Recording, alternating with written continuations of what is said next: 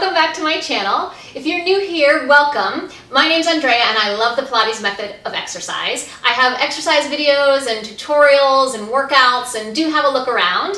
I encourage you, if you see something that you enjoy and you want to see more about it, do let me know. I do take requests. And if you're coming back to my channel, thank you so much for returning. Thank you so much for watching the videos and sharing your thoughts in the comments. I really like what's happening there. And I would say the same to you. If there's something that you'd like to see visited in the video, it's a topic or an exercise, do let me know in a comment below and I'm happy to take requests. Today I have another installation of the Struggle is Real series. This is the second of our splits on the Reformer series, and today we're going to look at the front splits. Today's video is a collaboration with Lesley Logan of Profitable Pilates. Lesley is one of my LA colleagues, and we've been having a really good time working on this Struggle is Real series, and we've gotten a lot of feedback and comments that you're really enjoying this series too, and there are lots of things that we all struggle with. So today we're going to look at the front splits on the Reformer. And originally when I learned this exercise, the front splits basically has three parts, like three different sort of exercises within the exercise. And I learned them originally in one order, and I've since learned them in a different order that I kind of prefer. So if this starts a little bit differently than you learned, don't worry, all of the parts are going to be there. Let's just take a moment to look at what we're talking about, and then we'll get started. So I have the J. Grimes 80-inch Contrology Reformer by Balanced Body, and I'm going to put two springs on in the middle, and I'm going to get started. So this is part one, the kneeling part. And oh, this usually comes at the end of the Reformer workout, but to do it at the beginning without a workout in front of it, interesting. It's a very stretchy exercise. So at first, I'm going to press out a little bit, and I'm going to kind of resist the spring, lift my stomach, and close the spring. I'm going to do it again. Everything in this series is usually done in 3. One more. And then there's a little bit of a foreshadowing of the standing up part. You're going to test your balance.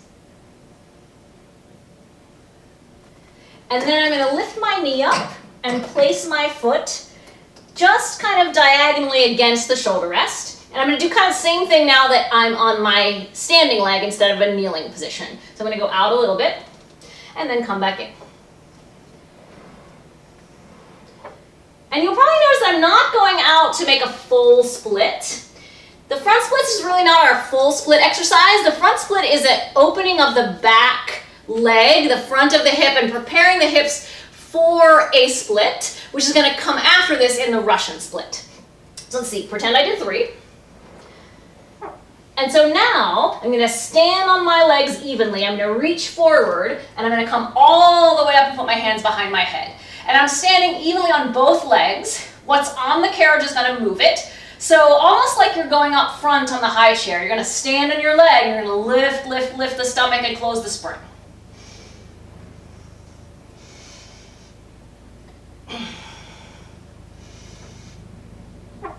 And then I'm going to keep standing and reach up, scoop my stomach in, place my hands on the bar, rise up and make my foot no longer turned out so that when I put my knee down, my foot is also parallel, which is nice for your knee.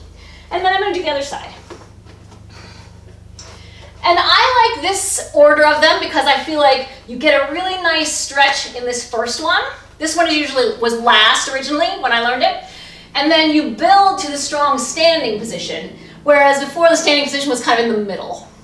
So that's kind of why this order of it speaks to me. They are both perfectly good. They're both really good orders of this exercise. Okay, here we go. So I'm going to go out a little, and I'm going to resist back in. Oh, this is tight side. One more. And then I'm going to take my foreshadowing to standing balance.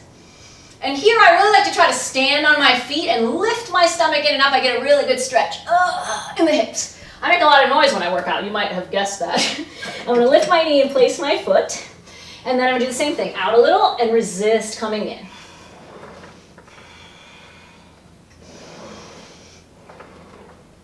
and then plant your foot. Reach forward, it helps you keep your balance. This is the challenging balance side too. And then I'm gonna stand in the carriage and go out and come back.